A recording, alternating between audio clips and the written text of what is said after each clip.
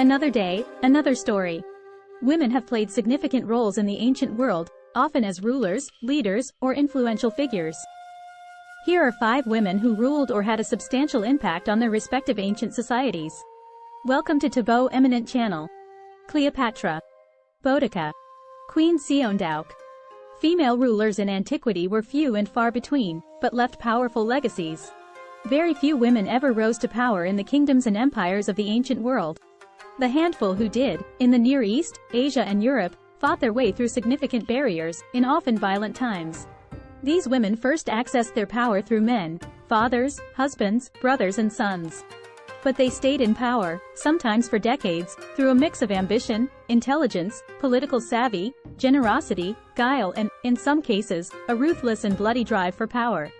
In every single case, it's crisis that brings them to the throne. It's a lack of men. They are there as placeholders or stopgaps, and they usually have a bad end, says Egyptologist and archaeologist Kara Cooney, who teaches about female rulers in antiquity at the University of California, Los Angeles. When their reigns ended, they sometimes died violently.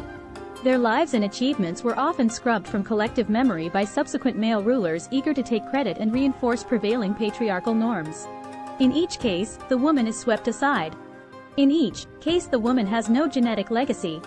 And in each case, her ambition is judged as self-serving and dangerous, says Cooney, author of The Woman Who Would Be King, Hatshepsut's Rise to Power in Ancient Egypt. And for millennia thereafter, their stories were chronicled largely by male historians. Those narratives, sometimes framed around the women's violent or promiscuous ways, think Egypt's Cleopatra or Phoenician royal Jezebel, became cautionary tales that have invaded our cultural psyche, says Cooney, preventing many from seeing a more complete picture of their real lives and accomplishments. Here are 5 ancient female rulers who overcame obstacles to help shape the history of their times. Hatshepsut, Ancient Egypt. Queen Hatshepsut, who assumed the role of pharaoh in Egypt's 18th dynasty, ruled during 22 years of great prosperity, peace and an explosion of artistic creativity that would forever influence Egyptian culture. The eldest daughter of a pharaoh, Hatshepsut married her half-brother Thutmose II around the age of 12 and later became queen regent to her stepson and nephew Thutmose III, who inherited the throne at the age of 2. 7 years into her regency, in 1478 BCE, she broke with tradition and had herself crowned pharaoh, county ruler with the child king. To be accepted by Egypt's patriarchal society, where monarchs had long been male, Hatshepsut fashioned a masculine image. She wore traditional royal kilts and false beards. She had herself depicted with large muscles, making royal offerings to the gods or bashing in foreign captives' heads. The longest reigning female ruler in ancient Egypt, Hatshepsut fueled a booming economy, re-established lost trade networks and built hundreds of construction projects in Upper and Lower Egypt. She performed holy rituals usually reserved for male kings in many temples, securing her religious base and legitimacy on the throne. When she died, her co-ruler Pharaoh Thutmose III erased Hatshepsut's name from public records, destroyed her statues and carved out her image from public monuments. He backdated his reign to his father's death, taking credit for his stepmother's accomplishments. Wu Zetian, China. Empress Wu Zetian, the first and only female empress of China, served as de facto ruler of the Tang Dynasty for 40 years from 665 to 705 to 25 years through her husband and sons and then for 15 years when, in an unprecedented move, she founded the Wu Zhou dynasty and became empress in her own right. Revered for leading with a strong hand, she shaped a more efficient and less corrupt government, revitalized China's economy and culture and bucked the aristocracy to advance the peasant class. She expanded China by conquering new territory in Korea and Central Asia, making it one of the world's most powerful empires. She first came to the imperial court as a concubine to Emperor Taizong, and when he died, married his 9th son and successor, Emperor Gaozong. Well-educated, charismatic and ambitious, she was more decisive and proactive than her husband and was considered the real power behind the throne.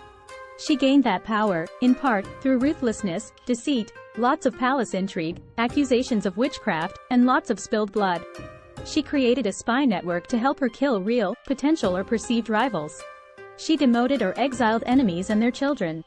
She targeted members of her own family and massacred 12 collateral branches of the imperial family when some tried to remove her from power. When her sons became emperors, she still held true power as Empress Regent and blocked them from governmental and political affairs. In 690, then in her 60s, she forced her youngest son, Emperor Ruizong, to abdicate, made herself the sole ruler and founded the Second Zhou dynasty that would last 15 years. She promoted arts and literature, initiated campaigns to raise the position of women and support women's rights, and spread and consolidated Buddhism over Taoism. In February 705, a coup removed Wu Zetian from power. She died later that year. Boudica, Ancient Britain. Queen Boudica of the ancient British Iceni tribe became a leader for her people and a legendary figure and cultural symbol through revolt, violence and war. When her husband Prasutagus died in the year AD 60, the Roman Empire moved in to annex the Iceni kingdom. During the takeover, Romans publicly flogged the queen and raped her 2 daughters. Author David Furlow said the Romans mistakenly believed the violence would make her submit. It had the opposite effect. It made her strong beyond belief. It gave her power to wage a crusade of fire and steel. Boudica, who had been trained as a warrior, rallied the Iceni and other British tribe. Together, they attacked the 3 main Roman population centers, including Londinium, roughly present-day London, and defeated a detachment of the Roman legion. Her followers killed between 70,000 and 80,000 Romans and pro-Roman Britons and came close to success in the uprising until a regrouped Roman army defeated the tribes decisively in a third and final battle. Boudica died by suicide or illness soon after. The short-lived revolt in AD 61 would make her a national heroine and a cultural symbol 15 centuries later during the English Renaissance. Cleopatra, Egypt. Cleopatra, queen of the Ptolemaic Kingdom of Egypt, ruled for 21 years alongside 2 brothers and was its last active ruler before Rome annexed Egypt in 30 BCE.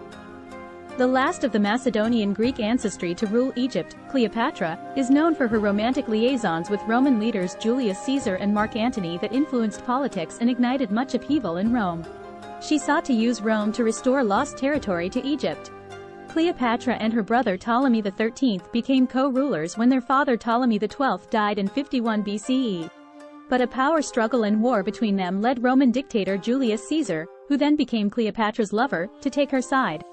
When Ptolemy XIII was killed in battle, Caesar declared Cleopatra and her other brother Ptolemy XIV county rulers.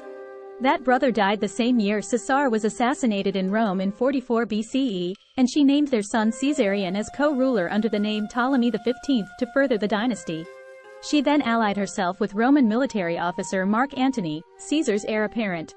After more political and palace intrigue, they married, had twins and traded political favors.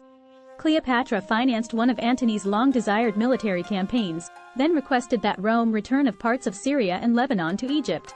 This prompted a propaganda war with Caesar's adopted son Octavian about Antony giving Roman land to a foreign woman. The Roman Senate declared war against Cleopatra. Antony and Octavian's forces met in battle. When he heard the false news that Cleopatra had died, Antony fell on his sword. When Octavian arrived to seize Cleopatra in the palace in Alexandria, she refused to be taken back to Rome to be paraded in the streets as a defeated queen. Legend states she committed suicide by a self-inflicted snakebite, although some historians say she may have taken in the toxin via needles, ointments or some other method. Queen Seondeok, Korea. Since King Jinpyong of Silla had no male heirs, his daughter, Princess Dokmun, asked for a chance to compete for the throne instead of it being ceded to her brother-in-law. Women had wielded partial power before in Silla, one of the 3 kingdoms in the Korean peninsula, but a female taking full reign still proved unacceptable to many. In 631, 2 officials who planned an uprising to prevent her coronation were publicly executed in the marketplace along with their families. In January 632, Queen Seondeok began her 15 years on the throne as Silla's 27th ruler and its first reigning queen, not a regent or a queen dowager like women before her. In a time of many wars among the 3 kingdoms, she helped shape Korean culture through a revival in thought, literature and the arts. Concerned with people's livelihoods, she tasked royal inspectors with improving the care of widows, widowers, the poor, orphans and the elderly.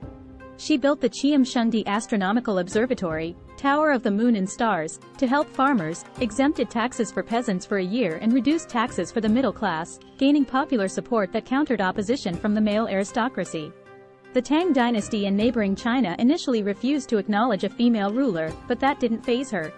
She sought their help again as she laid the foundation to unify the 3 Korean kingdoms under Silla rule. She embraced Buddhism and built dozens of temples and pagodas, some of the tallest structures in East Asia, in hopes of making the unification of the 3 kingdoms a reality. In 647, while suppressing a 10-day rebellion led by one of her hand-picked advisors, Queen Seondeok became ill and died. Her cousin, crowned Queen Jindeok, became the next female ruler of Silla. These women defied the gender norms of their time and left a lasting legacy in their respective cultures and in the pages of history. Their stories continue to inspire and remind us of the important roles that women have played throughout history. Thanks for watching.